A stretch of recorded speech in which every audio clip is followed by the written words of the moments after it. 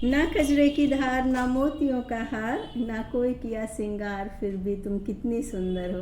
Hello everyone, welcome to my YouTube channel. तो guys, जो भी मेरे वीडियो देखते हैं और मुझे सब्सक्राइब करते हैं तो आई एम वेरी थैंक्सफुल।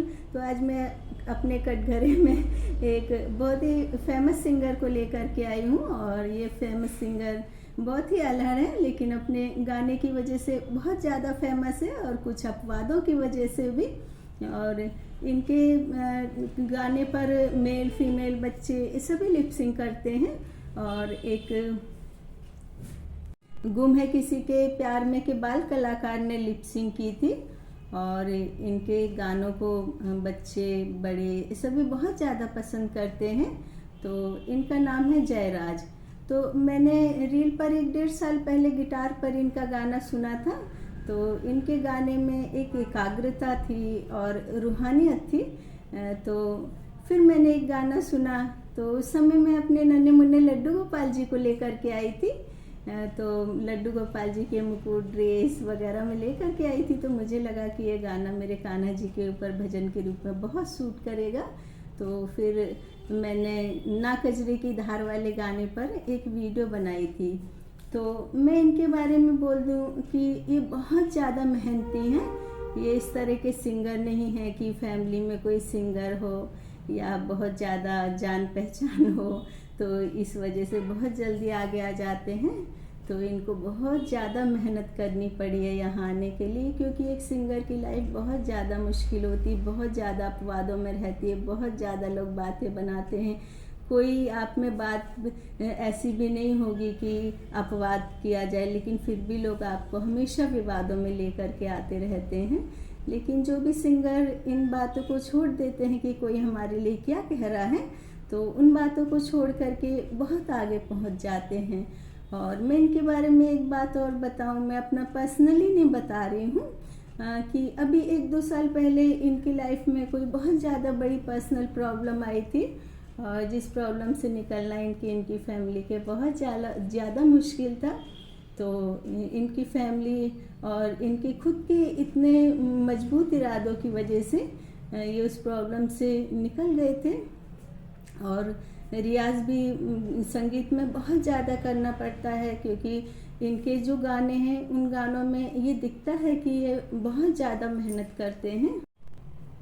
मैं बताऊं कि मुझे ना गाने के बारे में ज़्यादा कुछ नॉलेज नहीं है, लेकिन जो मैंने इनके गाने में एक सूफ़ी वाली तासीर देखी है तो वो बहुत कम सिंगर के गाने में होती है। तो कुछ सिंगर के बारे में मुझे ध्यान है, जैसे कि अरिजीत सिंह है, जुबिन नौटियाल है, और एक निखिल वर्मा है, और एक सुरभि द्विवेदी हैं, और उसके अलावा ऋचा शर्मा जी के गाने तो मुझे बहुत पसंद है और उनके गाने तो मैंने स्पेशल सेलेक्ट करके रखे हैं और मैं उनके गाने बहुत सुनती हूँ। और उनका एक गाना है, हाथ मिले बिना ही छूट गए, दिल मिले बिना ही टूट गए, वो गाना तो मैं दिन में ऐसा लगता है कि 5-6 बार सुनती हूँ। तो जो इनके आवाज़ में सूफ़ी वाली तासीर है वो ही इनको अब भी आगे लेकर के जा रही है और इनको जितना भी फेम दिलाएगी तो यही आवाज़ इनकी दिलाएगी। और इनकी जो गाने में एकाग्रता है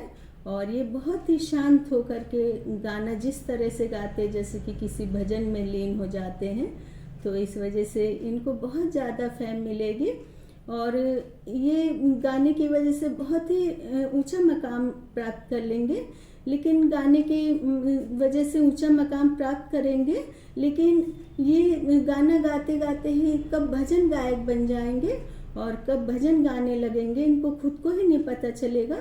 और ये भजन गायक बनने के बाद जो मुकाम हासिल करेंगे तो उस तरह का स्थान बहुत कम कलाकारों को प्राप्त होता है। और इनमें जो एक विशेषता ये है कि ईश्वर की हमेशा इन पर कृपा बनी हुई रहती है और आगे भी इन पर कृपा बनी रहेगी। और इनका अपनी माता जी की तरफ बहुत ज़्यादा झुकाव है और इनकी माता जी को भी इनकी बहुत ज़्यादा टेंशन होती है, हमेशा इनके लिए टेंशन लेती रहती हैं। और इनका जो फ्यूचर है वो बहुत ज़्यादा ब्राइट है, लेकिन ये अब इस समय पर बहुत ज़्यादा आगे बढ़े तो बहुत ज़्यादा आगे बढ़ रहे हैं, तो इनको मेहनत की भी और ज़्यादा ज़रूरत है। उसके अलावा इनको कुछ सावधानियों की भी ज़रूरत है, जैसे कि ड्रिंक, स्मोकिंग, क्लोज फ्रेंड, ये सब से इनको बहुत ज़्यादा दूर रहना होगा। और इन पर पितृ दोष भी है, तो पितृ दोष की वजह से ये घर में अपने महामृत्युंजय मंत्र या फिर गायत्री मंत्र को चला करके दिन में 2-4 बार सुन लिया करें। तो ये मंत्र तो हम कहीं भी सुन सकते हैं, जहाँ कहीं पर भी हम काम कर रहे होते हैं। फिर ये तो खुद ही सिंगर हैं, तो ये अपनी आवाज़ में यदि इन मंत्रों को रिकॉर्ड कर करके सुनेंगे तो इससे और भी ज़्यादा पॉजिटिव एनर्जी आएगी। और उसके अलावा जो है इनकी, जहाँ तक मैं शादी के लिए बताऊँ, तो जो भी प्रस्ताव इनके घर पर रिश्ते का आए तो इनके घर वालों को उस प्रस्ताव को स्वीकार कर लेना चाहिए, चाहे कोई वो जॉब वाली हो और चाहे फिर घरेलू हो। तो इनके घर वालों को टेंशन लेने की ज़रूरत नहीं है कि घर में जो दूसरे घर से लड़की आएगी या बहू आएगी तो वो सेवा नहीं करेगी, हमें अपना नहीं समझेगी। तो आप देखिएगा कि आपके घर में जो भी बहू आएगी वो आपकी पूरी सेवा करेगी, आपकी देख रेख करेगी, और जिस तरह से आपके बच्चे आपके साथ में रहते हैं वो भी आपके साथ में रहेगी। और मैं इनके बारे में एक बात और बताना चाहूँ कि इनकी जो राशि का है बुध, वो थोड़ा सा कमज़ोर है, इस वजह से विवादों में रहते हैं और इनके माथे पर पसीना भी बहुत ज़्यादा आता होगा।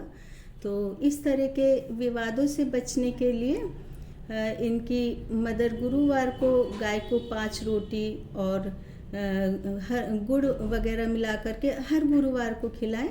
और इसके अलावा जो भी इनको इनकम होती है उस इनकम में से थोड़ा बहुत दान पुण्य करें। और जब ये 40 साल से ऊपर के हो जाएंगे तो धीरे धीरे करके ये विरक्ति की तरफ जाएंगे, क्योंकि जब भी हम ज़्यादा बिज़ी हो जाते हैं या फिर अपने काम पे बहुत ज़्यादा फोकस करते हैं, फोकस करते करते बहुत ज़्यादा फेमस हो जाते हैं, तो थोड़ा सा हम दुनिया की तरफ से बचने लगते हैं और थोड़ा हम अकेले में रहना ज़्यादा पसंद करते हैं। और वैसे तो ये देखने में अल्हड़ और बहुत ज़्यादा हंसमुख से और बहुत ज़्यादा इनमेच्योर लगते हैं, लेकिन जो इनके आसपास के फ्रेंड हैं, इनके पेरेंट्स वगैरह हैं, उनको पता होगा कि ये थोड़ा सा सीरियस नेचर के हैं और थोड़ी थोड़ी सी बातों को बहुत ज़्यादा दिल पर लगा लेते हैं। और गुस्सा भी इनको कम नहीं आता है, गुस्सा भी बहुत ज़्यादा आता है, क्योंकि इनमें पितृदोष है। तो पितृदोष की वजह से इन्हें सूर्य भगवान को जल देना चाहिए। और अपनी माता की तो सेवा ये करते ही हैं, घर से निकलें तो अपने पेरेंट्स के पैर छू कर के हमेशा निकलें। और लाइफ में हमेशा हंसते बोलते रहना चाहिए, अपने परिवार के साथ में टाइम बिताएं। और मैं ये चाहूँगी कि वैसे तो ना ये मुझे जानते, ना इन्होंने मुझे सब्सक्राइब कर रखा होगा, क्योंकि मैं तो एक बहुत ही छोटे ओहदे की यूट्यूबर हूँ। किचन में खाने बनाने वाली वीडियो डालती हूँ, तो मुझे बहुत ही कम लोगों ने सब्सक्राइब किया, बहुत कम लोग मुझे जानते हैं। और यदि ये मेरा ये वाला वीडियो देखे तो मेरे लिए एक भजन सुना दे हरिओम शरण का। ये गर्व भरा मस्तक मेरा, प्रभु चरण धूल तक झुकने दे, एहसान अहंकार विकार भरे मन को निज नाम की माला जपने दे।